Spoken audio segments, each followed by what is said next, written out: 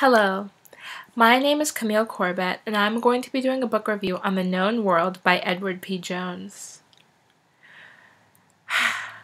I really enjoyed this book for a multitude of reasons. One being that it was interesting, the other being that I feel like the subject matter which was discussed isn't really discussed very much in our schools or just like in common society. Like no one really talks about it, and I was just surprised like reading this book and thinking about it, thinking about what was discussed, which was the fact that free African Americans during antebellum owned slaves. Isn't that weird? It sort of is like reminiscent of that Dave Chappelle sketch where like he's like racist against his own kind. He's like, I hate black people, whatever, and he's black himself. I don't know, but it sort of tried to explain why African Americans like their reasoning for owning slaves and like how certain people viewed it, and sort of like it also showed like the prejudices between African Americans, between the free African Americans and the enslaved African Americans.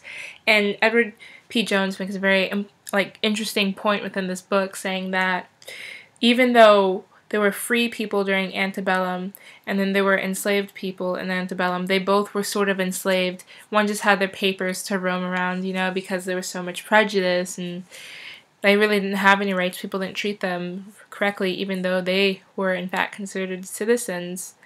It was just interesting to think about.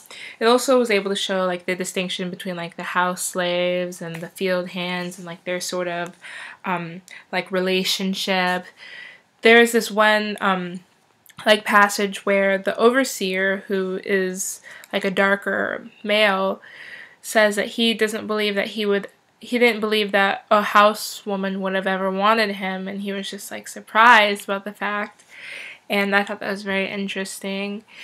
Also, I thought it was really just like freaky, just like the main thing being like the whole like concept of other black people owning black people, like, but their reasoning was explained fully.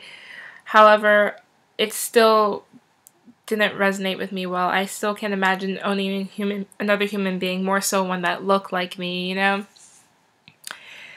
But it was interesting to see. It was also this book also showed like the injustices that slaves and free black people had to go to. There was this one free man in this book, and he is sold again, even though he keeps on saying that he's free. He is returned to slavery once more after having decades of freedom, which I just find appalling.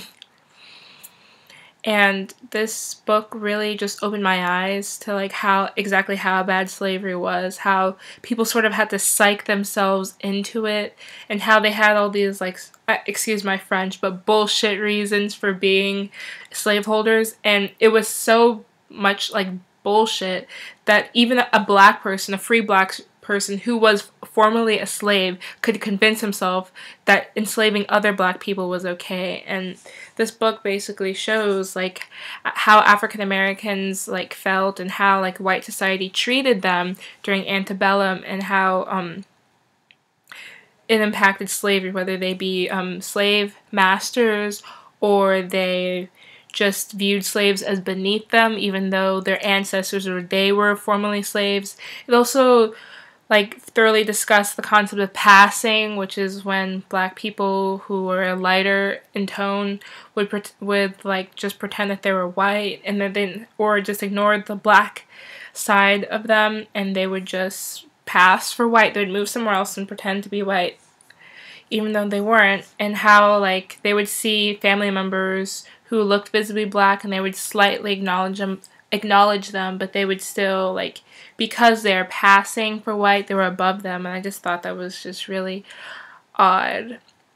However, it was really eye-opening as an African American woman, especially in today's society. And this book, even though it's written about the subject matter that happened quite a long time ago, was written fairly recently in 2003, and I think that he was writing this so people would understand, like in today's society, that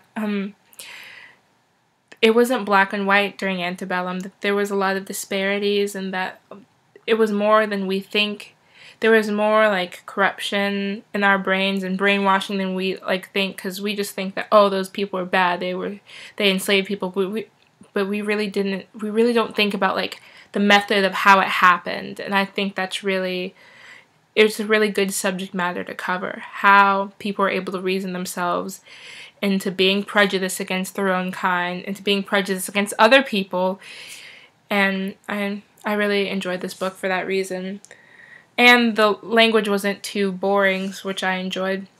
I gave it a 4 out of 5 just because the subject matter is so important and the writing was lovely. There were boring parts, so yeah, you're going to have to go through that. But I really liked that it had a lot of like little short stories within it, so it like livened it up a bit. And the storytelling was definitely creative. There were lots of flashbacks and such. I'll read you a bit of it. In those first days after Henry bought Alice, the patrollers would haul her back to Henry's plantation, waking him in Caledonia as one of them rode on the porch and pounded on the black man's front door with the butt of a pistol. "Your property out here loose and you just sleeping like everything's fine and dandy?" they shouted to him. A giggling Alice sprawled before them in the dirt after they had run her back. "Come down here and find out about your property." Henry would come down and explain again that no one, not even his overseer, had been able to keep her from roaming. Moses had suggested tying her down at night, but Caledonia would not have it.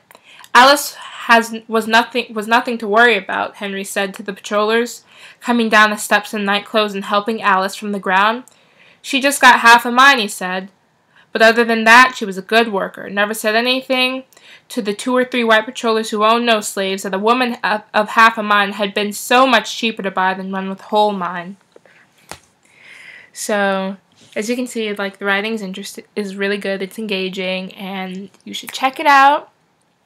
I would, if I were you. And, yeah. Anyways, there'll be more book reviews to come, of course. See you later.